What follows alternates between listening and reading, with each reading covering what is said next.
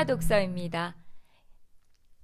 강이 나타나면 흘러가고 싶은 사람들이 있고 거슬러 올라가고 싶은 사람들이 있다고 하죠. 어떠세요? 강물을 타고 바다로 향하고 있으신가요? 강물을 거슬러 올라가려 안간힘을 쓰고 있으신가요? 전 강가에 앉아서 좀 쉬어가고 싶어지네요. 인생이라는 강물 위에서 빼놓을 수 없는 것 중 하나, 사랑이죠. 그리고 어김없이 찾아오는 이별입니다. 오늘 소개할 책은 로맨가리의 1977년 작품 중편이라고 할 수 있는 여자의 빛이에요. 마음산책 2013년 출판되었네요. 작가 소개부터 하면 로맨가리, 에밀 라자르로도 잘 알려져 있죠. 1914년에 태어났고 1980년에 권총자살로 생을 마감하죠. 로맨가리는 세계사 속에서 격동의 시대를 살았다고 할 수 있는데요. 1, 2차 세계대전 속에서 러시아계 유대인으로 태어나고 어린 시절 엄마 프랑스로 망명해서 살았죠. 드골과 함께 레지스탕스 활동을 해서 레종도레르 훈장을 받고 냉전시대 프랑스 외교관으로 또 작가로 살았습니다. 로맨가리에게 가장 큰 스캔들이라면 한 작가에게 한 번만 주어진다는 곤쿠르상을 1957년에 하늘의 뿌리로 받고 1975년 에밀 라자르라는 필명으로 자기 앞에 생이 수상을 한 건데요. 이 사실이 그의 자살 후에 에밀 라자르의 탄생과 죽음이라는 글이 발간되면서 프랑스 문학계가 조롱당하는 사건으로 남죠. 이 세계의 사기꾼이 만들어낸 스캔들은 로맨가리의 다른 책을 소개할 때 더 자세히 이야기해 보도록 하고요. 오늘은 그의 사랑 이야기를 먼저 해볼까 합니다. 폴 세르주 카공이 쓴 로맨가리와 진세버그의 숨가쁜 사랑이라는 책 많이 들어보셨죠? 저는 읽어보진 않았는데요. 로맨가리가 미국 대사로 있을 때 진세버그를 만났죠. 그녀가 22살 때, 그러니까 24살 정도 나이가 많은 로맨가리와 결혼을 했는데요.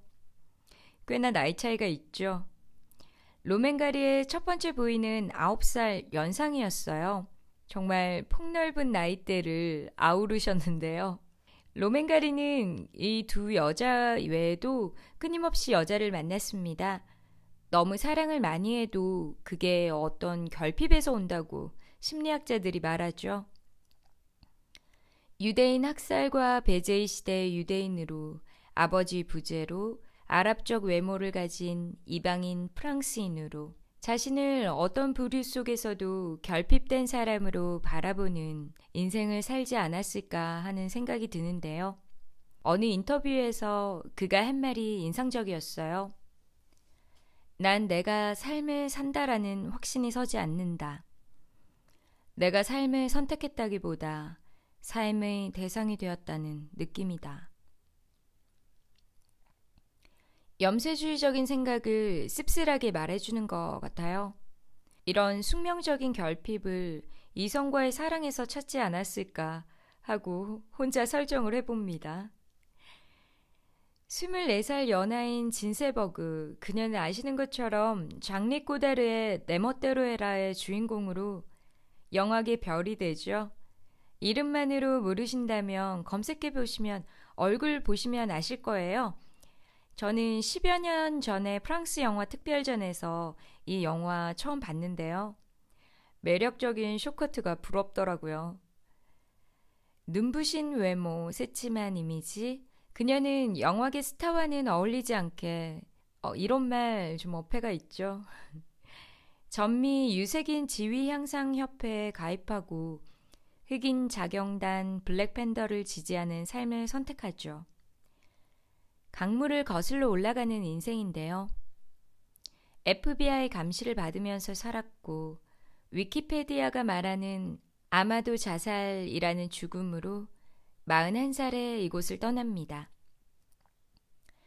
로맨가리와의 결혼 생활도 6, 7년 정도 후에 끝이 나죠. 그녀의 죽음도 이미 이혼한 지 몇 년이 지난 후에 일어나죠. 우리 정서에는 이해 불가일지 몰라도 진세버그와 로맨가리가 이혼 후에도 죽기 전까지 만났다고 하죠. 지금 우리가 이해 못한다 해도 그들에게는 그들만의 리그가 있다고 해 두어 봅니다. 그녀의 아마도 자살 2년 후에 로맨가리도 권총 자살로 생을 마감하는데요. 결전의 날이라는 유서에 이렇게 남기죠. 진세버그와는 아무런 관계도 없다. 상심한 열성 팬들은 다른 데 가서 알아보시길.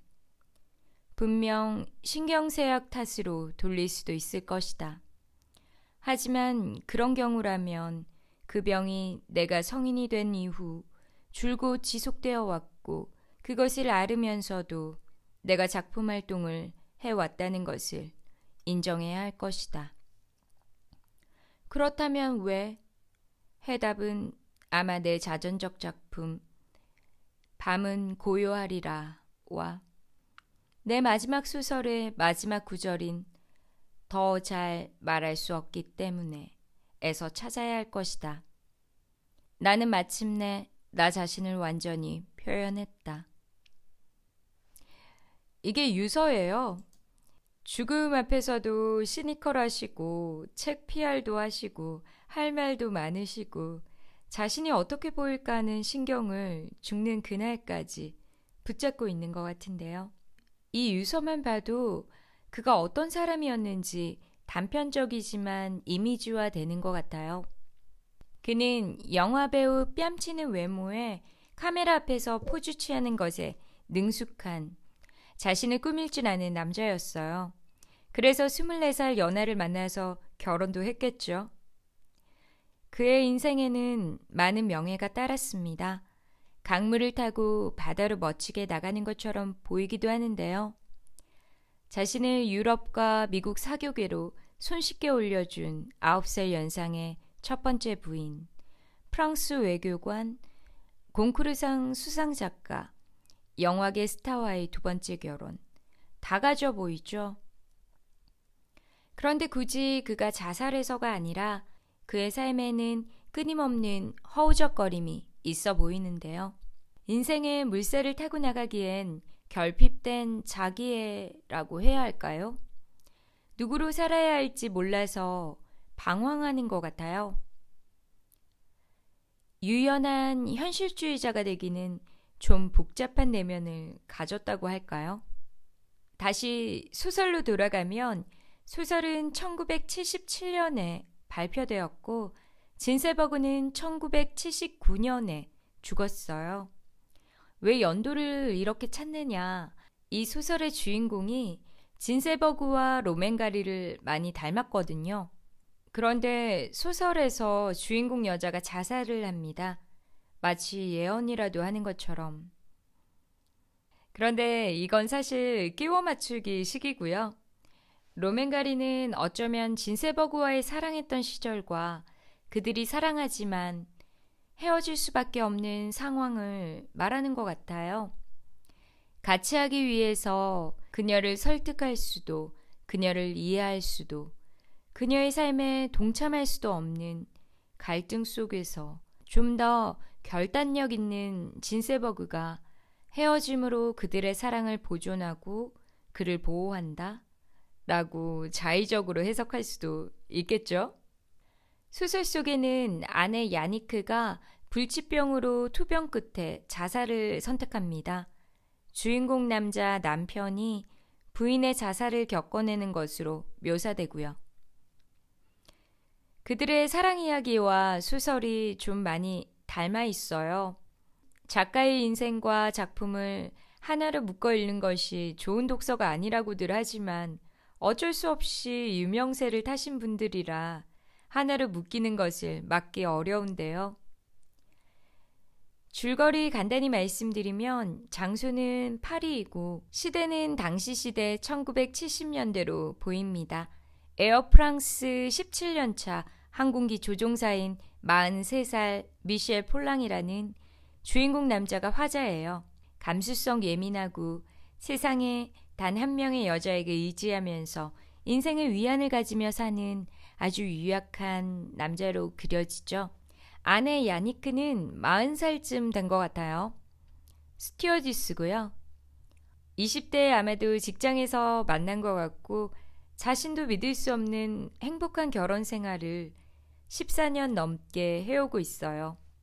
그런데 6개월 전 아내는 유전병이라고 나오는 불치병으로 시한부를 선고받습니다. 둘은 6개월 전부터 휴직을 하고 힘겨운 투병 생활을 하고 있죠. 남들의 위로와 걱정으로 무너져 내리고 싶지 않은 끝까지 품위를 지키고 싶은 그녀는 남동생을 제외하고는 아무에게도 알리고 싶어 하지 않아요. 오직 둘만 알고 견디죠. 그녀는 3일 후가 될지 일주일 후가 될지 모를 그 죽음을 본인 스스로 결정하길 원하게 되죠. 남편에게 자신이 지금 떠나는 이유와 당신이 앞으로 살아가야 하는 방법을 알려줍니다. 그녀는 수면제를 준비하고 오늘 밤 거사를 위해 남편에게 외국에서 몇 개월 보내고 새로운 사랑을 찾고 돌아오라고 합니다. 서로 합의된 말하자면 안락사를 준비하는 거죠. 미셸은 자신의 집이자 인생의 유일한 행복인 그녀가 있는 가정에서 쫓겨난 셈이죠. 그녀가 홀로 인생을 마감하는 날, 그가 비행기를 타지 못하고 파리 시내를 배회하는 부인이 자살하는 그날 밤에 24시간을 그린 소설입니다. 그날 미셸은 파리를 돌아다니면서 고독한 사람들을 만나게 되는데요. 43살의 러시아계 유대인 리디아 토바르스키, 6개월 전 남편과 딸을 잃었죠. 또 한 명은 36 캬바레에서 동물 공연을 하는 인물이에요. 심근경색 환자로 언제 죽을지 모르는 두려움을 가지고 있죠. 14살 먹은 늙은 고양이와 동거 중입니다. 임박해오는 서로의 죽음을 두려워하죠. 그들과 밤새 나누는 독백 같은 이야기들이에요. 대화가 많고 또 대화와 독백의 경계가 모호해요. 실제 대화라고 하긴 너무 길고 요즘 같은 시대엔 누구도 듣고 있기 힘든 대화법이죠. 프랑스인들이 유난히 수다스럽다지만 이건 상당히 길어요. 어쩌면 로맨가리가 러시아계 유대인이라서 그럴까요? 러시아 문학도 말이 많죠. 이 독백들을 이미지로 묘사하면 전 이런 느낌이에요. 여자들 어깨에 매는 넉넉한 사이즈 숄더백 있죠? 화장품, 필기구, 노트, 다이어리, 핸드폰, 아이패드, 책, 기타 쓸모를 알 수 없는 물건들이 가득한 가방. 아침에 급하게 나오느라 쓸어 넣어 나온 이 가방이 지하철 안에서 뒤집어져서 쏟아져 나오는 상황 같아요.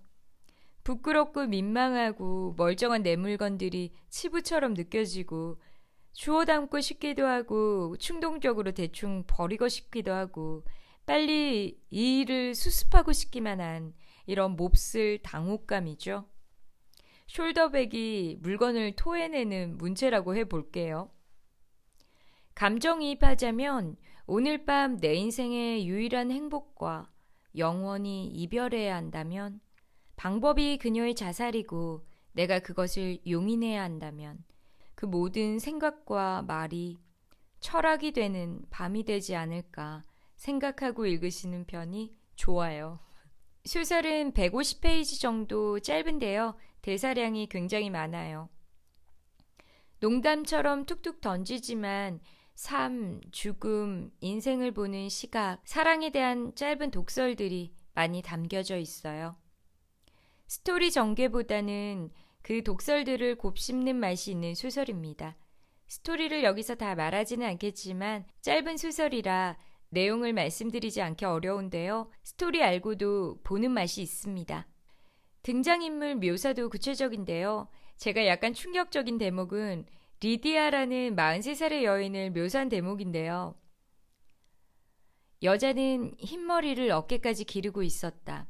그런 머리형을 하고 있는 이유가 자신이 여전히 젊다고 생각해서인지 이미 과거의 자신을 추억하기 시작해서인지 알 수 없었다. 광대뼈가 높게 도드라졌고 검은 두 눈은 기묘할 정도로 아득하고 깊게 어둠의 나라에 빠져있는 것처럼 보였다. 이 부분인데요. 뭐지? 43살을 백발로 묘사하다니 서양인이 특히 러시아계가 빨리 늙는다지만 너무하시다 싶네요. 시대가 70년대이고 1914년생의 눈에는 43살이면 백발로 묘사함직하긴 하지만 좀 너무하다 싶어지네요. 저희 할아버지와 비슷한 연배신데요. 할아버지가 생전에 혼자인 저를 보고 여자가 그 나이까지 시집을 못 가면 여기서 결혼을 안 하면이 아닙니다. 엄연한 차이가 있죠. 인생에 실패한 것이라며 있는 힘을 끌어모아서 호통을 치시던 생각이 나는데요. 가리님과 비슷한 연령 기준표를 가지고 있으셨기 때문이라 사려되네요. 일단 두 분 함께 묶어서 이해를 해드리는 것으로 하겠습니다. 이미 다른 세상에 계시거든요. 생각해보면 저도 그런 연령 기준 가졌던 적 있는 것 같아요. 줄리아 로버츠가 주연한 내 남자친구의 결혼식이라는 영화 아세요? 내용은 대학 때 사귀다 헤어졌던 친구로 남은 남자와 28살까지 우리가 결혼하지 않았다면 그때 우리 둘 결혼하자 약속하는데요. 결국은 그 남자가 28살에 결혼 발표하죠. 그리고 줄리아 로버츠 입장에서는 결혼을 할지도 몰랐던 남자였잖아요. 남자친구의 결혼식에서 소동을 부리는 내용이었어요. 90년대 후반에 28살이라는 나이는 기필코 인생의 동반자를 찾아내야 하는 데드라인 같은 나이였나 봐요. 저도 그 당시에 그것에 크게 반감이 없었던 걸 보면 연령 기준은 내 안에서도 급하게 변하고 있는 것 같습니다. 어쩜 시대가 우리 수명을 인위적으로 느리고 대책도 없이 무작정 적응하라고 하는 것 같기도 하고요. 너무 길고 너무 빠르죠. 이야기로 돌아가면 결전의 날 부인 야니크가 자살하기로 한 그날 미셸은 공항에서 비행기를 기다리다 차마 타지 못하고 그렇다고 집에 갈 용기도 없지만 집 근처에서 택시를 내립니다. 택시를 내리다 우연히 리디아의 장바구니를 엎지르게 되고 둘이 함께 떨어진 물건을 줍죠. 영화죠, 장면이. 이미 환자는 탓에 프랑이 없어 리디아에게 택시비를 빌리죠. 소설이죠. 당시에는 현금 지급기가 없었나 봐요. 수표를 써주려고 둘이 카페에 갑니다. 리디아는 고독이라는 공통점을 직감적으로 알아차리죠. 연락처를 주고받는 것에 주저하지 않죠. 그들의 대화에 불쑥 끼어드는 술주정뱅이 삼류 캐바레에서 동물 공연을 하죠. 고독한 영혼들은 이렇게 모입니다. 불행에 빠진 영혼들이 줄줄이 등장하는데요. 드라마 볼 때 꼭 주인공이 아니더라도 감정이입되는 인물들이 나오죠. 소설도 읽다 보면 그중 감정이입되는 인물이 꼭 나오는데요. 불행한 인물들 속에서 감정이입 느끼면 조금 서글퍼지긴 하지만 사는 게 뭐 그렇죠. 소설에서 사랑이 끝나버려 죄책감에 빠진 리디아가 미셸에게 이런 말을 합니다. 괜찮을 거예요, 친구. 당신에겐 유머 감각이 있잖아요. 당신을 위해서도 뭔가 해드릴게요. 당신에게 다른 사람들의 삶이 어떤지 보여주고 싶어요. 당신 자신이 그렇게 특별한 상황은 아니라고 느껴야 할 때예요. 이 소설이 독자들에게 하고 싶은 말 같기도 한데요. 너 지금 굉장히 불행한 것 같이 그런데 별거 아닐 수도 있어. 남들도 다 그렇게 살아. 더 우울한 이야기 들어볼래? 이런 식의 이야기죠. 리디아라는 여자는 10년 동안 남편을 정말 사랑했어요. 그리고 더는 그를 사랑하지 않는다는 걸 깨닫고선 이전보다 더 사랑하려고 노력하죠. 사랑이 끝날 수도 있다는 게 이해될 수 없는 문제는 아니죠. 때때로 사랑은 이미 끝났지만 습관 때문에 알아차리지 못하는 경우도 있죠. 가끔 내 생각보다 사랑이란 감정이 너무 빨리 떠나서 당혹감 느끼신 적 없으신가요? 다른 상대가 생긴 것도 아니고 사랑하는 사람이 변한 것도 아닌데 이유 없이 뚝 하고 사랑이 끝날 때 상대방만큼이나 본인도 당황스럽죠. 누구의 잘못을 따질 수도 없지만 그런 상황엔 죄책감이 따르죠. 그런데 6개월 전 자동차 사고로 남편과 딸을 잃었다고 했는데 리디아의 남편은 아직 죽진 않았습니다. 사고로 딸은 죽고 운전하던 남편은 뇌 손상으로 베르니케 실어증에 빠져 있죠. 아무렇게나 나오는 단어들을 쉬지 않고 말하죠. 언어 통제력을 잃은 거죠. 정작 본인은 그 사실을 바로바로 인지하지 못해요. 사랑이 이미 떠난 자리를 노력과 습관으로 채워가는 중인데 너무 가혹하죠. 불행을 운명으로 받아들이는 부유한 시어머니, 딸의 죽음, 사랑이 이미 끝난 남편. 그녀는 이미 집을 떠나 별거하고 있지만 완전히 벗어날 수 없는 죄책감과 자기 욕망 그 사이쯤에서 괴로워합니다. 그녀가 이렇게 말해요. 더는 버틸 수가 없어요. 그래요. 이제 살고 싶은 마음이 없어요. 미셸이 답하죠. 그게 세상에서 가장 오래된 사는 방법이죠. 살기 싫어, 지겨워 죽고 싶어. 진심이든 푸념이든 이런 말 한 번쯤 속으로라도 안 해보셨나요? 안 해보셨다면 정말 부럽네요. 사람들은 각자 자신을 지탱하는 방식이 있죠.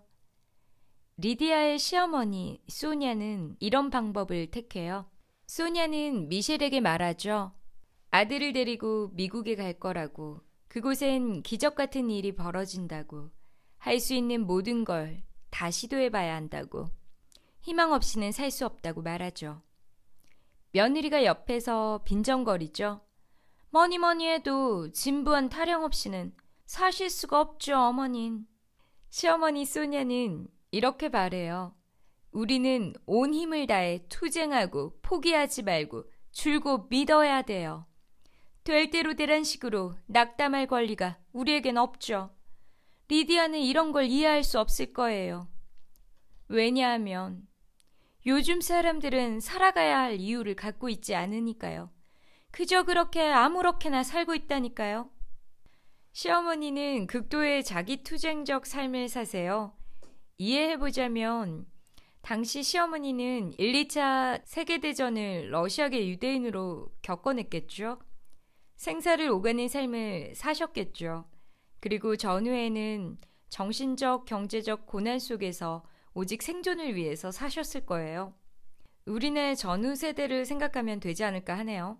며느리 리디아는 68혁명 세대라고 할 수 있을까요? 조금 더 나이가 많긴 한데 그 영향권에 들어있는 인물이라고 할 수 있을 거예요. 사회적 억압이나 종교, 애국, 권위 이런 보수적인 가치들에 반하는 세대겠죠. 평등, 성해방, 인권을 주장하는 세대에 속한다고 할 수 있겠죠. 아니면 전후 세대와 68세대 사이에 낀 세대 정도일 수도 있고요. 낀 세대가 더 힘들죠. 로맨가리 소설 중에 68혁명쯤에 베트남전 반대하는 20대들의 도발적인 삶을 이야기하는 소설이 있어요. 게리 쿠퍼의 안녕이라고. 이것도 재밌는데 다음에 한번 리뷰해볼게요. 소설로 돌아가서 이런 시어머니에게 며느리 리디아는 폭언을 퍼붓습니다. 맞아요, 어머니. 어머니는 경험으로 아시죠? 고통에 익숙해진 나머지 어머니에게는 고통이 제2의 천성 같아요. 어머니는 살아갈 이유를 찾기 위해서 고통이 필요하시죠? 난 어머니에게서 아들을 빼앗았어요. 그리고 10년 동안 그는 정말 행복했어요. 신성모독적이죠? 그런데 이제 불행이 어머니에게로 돌아갔네요. 사태가 제자리를 잡은 거죠. 어머니는 자신이 왜 사는지 그 이유를 아시죠? 찬탄을 불러일으킬 정도로 용기 있다는 걸 증명하기 위해서예요. 자, 이제 불행은 자기 권리를 찾았네요. 우리 집안이 풍지박산이 난 건 다 그런 이유에서예요. 지금 시어머니와 갈등하시는 분 있으시다면 읽고 대리만족하세요. 세상에 입 밖으로 낼 수 없는 말을 리디아가 쏟아냅니다. 소설이니까요. 시어머니와 며느리 사이의 분쟁은 끝이 없죠. 한 남자를 두고 소유권을 주장하죠. 소설로 다시 돌아갈게요.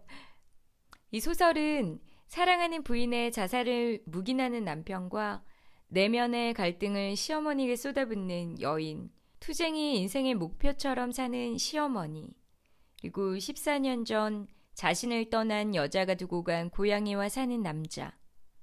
이렇게 고독한 사람들의 인생 이야기예요. 궁금하신 분 읽어보세요. 짧지만 마음에 오는 문장들 있으실 거예요. 제가 느끼는 소설의 요지를 이 소설 속 문장으로 말하면 이런 부분이에요. 여자 없이 자신이 완전하다고 느끼는 장애인 남자들도 있고, 남자 없이 스스로 완벽하다고 느끼는 불구 여자도 있어. 그건 그저 우리가 모든 걸 할 수 있다는 걸 의미할 뿐이야. 사랑 없이 살 수 있어. 다만 그게 몹시 지루하다는 거지. 지금 이별 중이시라면, 이별에 죄책감을 느끼고 있으시다면 한번 읽어보세요. 주변의 위로보다 모르는 사람의 이야기가 도움이 될 때도 있으니까요. 내용은 짧지만 깊은 사랑의 내면을 보여주고 유머도 틈틈이 있어요. 이 책 많이 읽혀지지 않은 것 같은데 한번 읽어보시라 추천드리네요. 마지막으로 살짝 걸리는 부분 2가지 말씀드리려고 하는데요. 하나는 번역이에요. 하오체가 너무 많아요. 불어에 높임말과 반말 같은 개념이 있는 건 아는데 이걸 다 하오체로 옮기셔서 읽을 때 살짝 노티가 나요. 방금 막 섹스를 마쳤는데 대화체는 할머니, 할아버지 같은 느낌이라고 해야 할까요? 그런데 다 읽고 나니까 저도 이 하오체 말곤 적절한 분위기 찾기 어렵겠다 생각이 들긴 해요. 그리고 다른 하나는 주석이 많아요. 친절하기도 한데 예를 들면 유타항공, 1963년 설립된 프랑스 항공사, 후에 에어프랑스로 합병, 뭐 이런 것도 주석을 달아주시나? 혹은 이런 걸 왜 안 달아주시나 하는 생각이 조금 들었어요. 소설 속 한 부분 읽어드릴게요.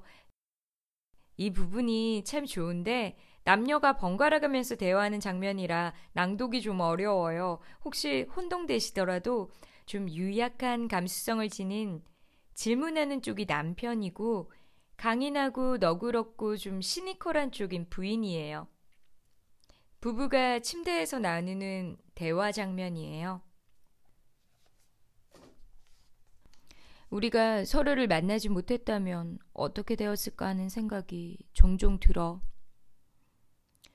누군가와 자보면 그런 건 알 수 있어.